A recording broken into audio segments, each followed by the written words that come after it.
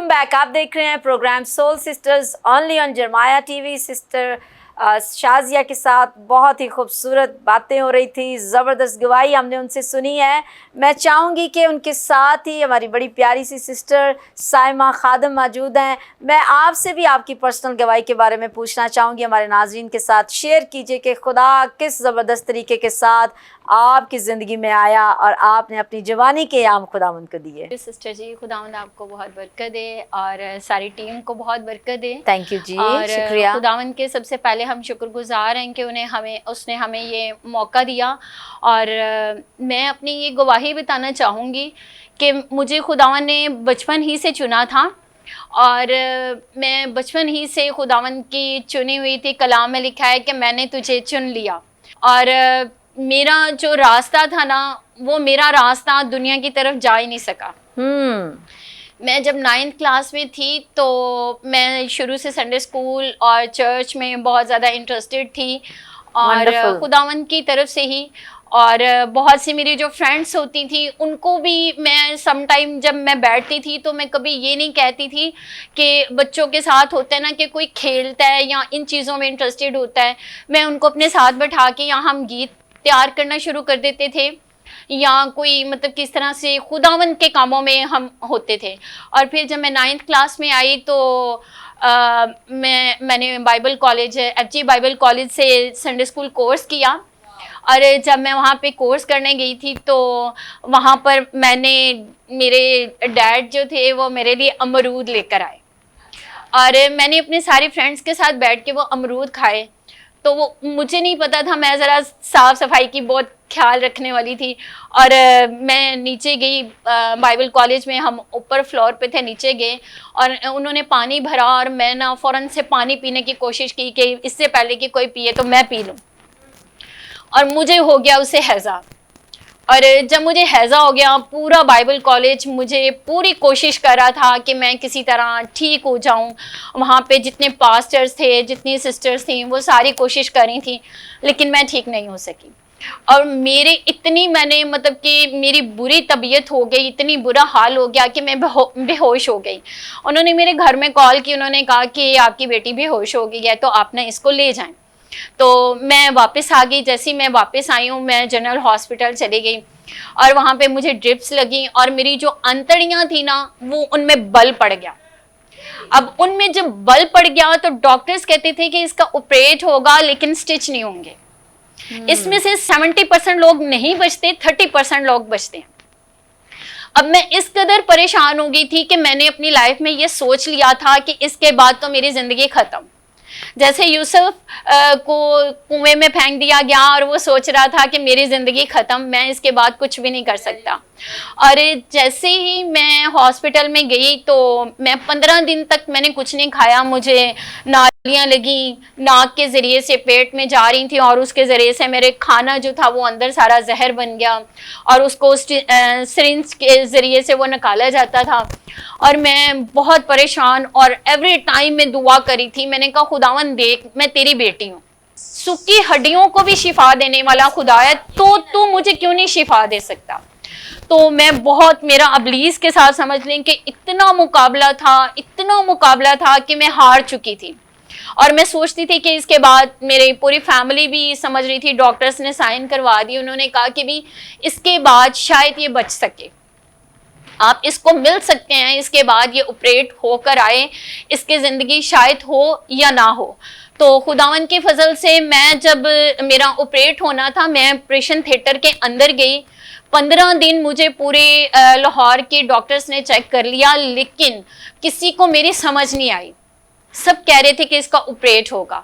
और जब एक लास्ट डॉक्टर आए, प्रोफेसर थे, उन्होंने आके चेक किया और मैं आधी ऑपरेशन थिएटर के अंदर थी, आधी बाहर थी और मैं ऐसे लेटी हुई और मैं खुदा के साथ झगड़ रही थी। मैंने कहा खुदावन तू मुझे बचाएगा, मैं इस हाल में नहीं होना चाहती, मुझे एक औजार भी नहीं लगना चाहिए। और मैं एवरी टाइम प्रे करती जा रही थी। मुझे ईमान था, इस चीज़ का ईमान था कि मेरा ऑपरेट भी हो गया ना, खुदावन मुझे बचाएगा। और मैं ऑपरेशन थिएटर के आधी अंदर आधी बाहर, एक प्रोफेसर थे वो गुजर रहे थे, वो आम शख्स को तो चेक ही नहीं करते। और उन्होंने कहा कि डॉक्टर साहब ये बच्ची जो है इसके 15 दिन हो गए हैं, कुछ खाया पिया नहीं है, तो इसके जो ये ऑपरेट होना है। और वो खुद थोड़े परेशान हो गए कि ये ऑपरेट तो बहुत डेंजरस है। वो मेरे पास आए तो उन्होंने आके मुझे चेक किया और खुदावन के फजल से मैं आधी ऑपरेशन थिएटर के अंदर आधी बाहर थी और वहां से वो मुझे चेक कर रहे हैं और वो कहती कि कुछ ठीक हो गई है, इसका जो जिस्म है वो कुछ ठीक हो रहा है, आप इसको बाहर ले जाएं, आधा घंटा बाहर रखें, अगर तो ये ठीक हो गई तो ठीक है, ना ठीक हुई तो हम इसका फिर से ऑपरेट कर लेंगे और मैं खुद करूंगा।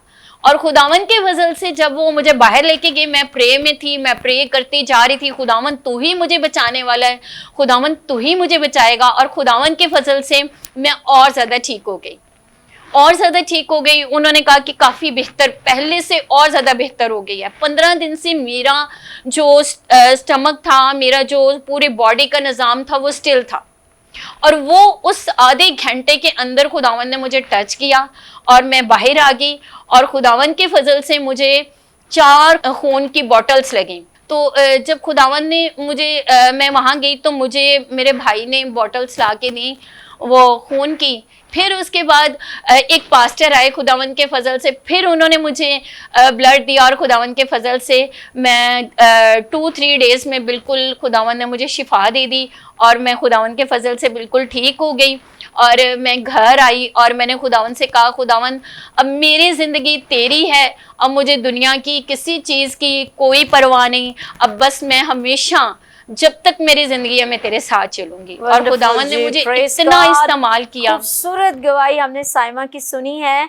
और बहुत सारे लोग बाजुकात ऐसा होता है कि जब खुदा उनकी ज़िंदगी में शिफा रखता है वो शिफा लेते हैं, मतलबी होते हैं, शिफा लेने के बाद खुदा को भूल जाते हैं। लेकिन हम आपके लिए शुक्रगुजार हैं साइमा, आपने तभी इरादा कर लिया कि अब से जो ज़िंदगी खुदावंद मुझे देगा मैं वो खुदावंद को दूंगी और खुदावंद के लिए इस्तेमाल होगी। और यकीनन खुदा आपको बड़ी दिलेरी के साथ इस्तेमाल कर रहा है। आपकी खिदमत को हम देख रहे हैं, बड़ी फ्रूटफुल है। चर्च में आपको जगह ब जगह हम देखते हैं, हर जगह फिट हो जाती हैं और खुदावंद के नाम को जलाल देती हैं। आप प्रस्तुश भी कर सकती हैं, आप खिदमत में मीटिंग लीड करती हैं, बहनों के लिए कलाम की खिदमत को भी सरअंजाम देती हैं। That is very beautiful. मुझे यकीनन अब बहुत बरकत मिली आपकी गवाही से और जितने हमें देख रहे हैं उन्होंने भी बरकत पाई है। सिस्टर जी, मैं आपसे एक बड़ा ही खूबसूरत सवाल और इम्पॉर्टेंट सवाल पूछना चाहती हूँ कि हमारे नाजरीन को बताइए कि एक मसीही जो औरत है उसके किरदार को किस तरह से होना चाहिए।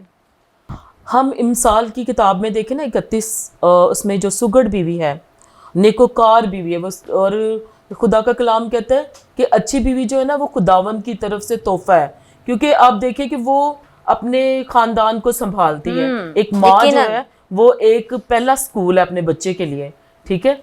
और ये माँ का ही काम होता है कि माँ जो है वो अपने बच्चे को ना सिर्फ दुनियावी तालीम दे बल्कि मसीह की तालीम भी दे और वो अपने घर को लेके चले। ये एक ऐसी खतून है, ये एक ऐसी औरत है जो सुबह उठती है और जो अपने सारे घर को देखती है और अपनी फैमिली के जो जिंदगी का जो हर एरिया है ना उसमें वो काम कर रही है, ठीक है। और लिखा है कि उसकी कीमत जो है वो मरजान से ज्यादा है, ठीक है। वो मरजान से ज्यादा कीमती है। उसकी शोहर के दिल को उसके ऊपर एतमाद है, ठीक है। वो सुबह उठती है, वो बल्कि रात को ही उठ पड़ती है और वो गौर करती है, हर बात पे गौर करती है। वो एक खेत के बारे में सोचती है और उसको लेती है और वो अपना यानी कि वो कारोबार भी अपने घर के लिए सोचती है और वो अपने उसके शोहर का उसके ऊपर एतमाद है। जब वो लिखा है कि जब वो शाम को बुजुर्गों की महफिल में जाके बैठता है ना तो उसकी तारीफ की जाती है, ठीक है। और उसकी की जाती है कि इस देखे ये कितना मेंटेन बंदा है, इसके कपड़े धुले हैं, साफ सुथरा है, उसका हाथ है, उसकी बीवी का हाथ है, उसकी जो बेटे हैं उसको मुबारक कहते हैं। क्यों?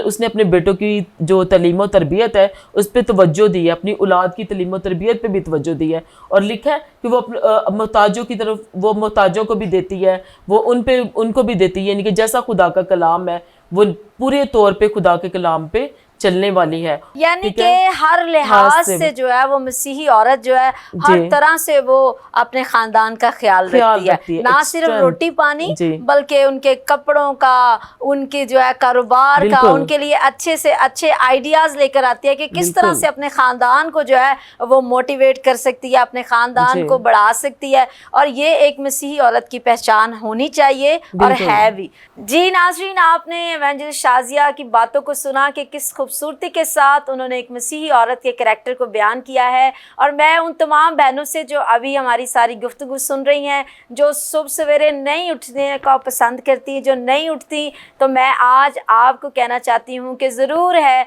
कि अपनी रात की मसरूफियात को कम कीजिए, मोबाइल फ़ोन का कम इस्तेमाल कीजिए, बल्कि उन वक्तों को जब आप रात को जाग कर जो है वो सोशल मीडिया के साथ अटैच हैं, अपने ख़ानदान के लिए दुआ करें। रातों को जाग कर अपने ख़ानदान की बेहतरी के लिए खुदा के ज़ूर में झुकें, ताकि खुदा आपके ख़ानदान को फ्रूटफुल करे और एक मसीही घराने के तौर पर आप दुनिया को नज़र आएँ। इसी के साथ इजाज़त दीजिए, एक और ख़ूबसूरत प्रोग्राम के साथ जो सोल सिस्टर है दोबारा हाजिर होंगी। तब तक के लिए इजाज़त दीजिए। अच्छा हेल्दी सोचिए, हेल्दी खाइए और अपना बहुत सारा ख्याल रखिए। देखते रहिए soul sisters only on Jarmaya TV. God bless you all.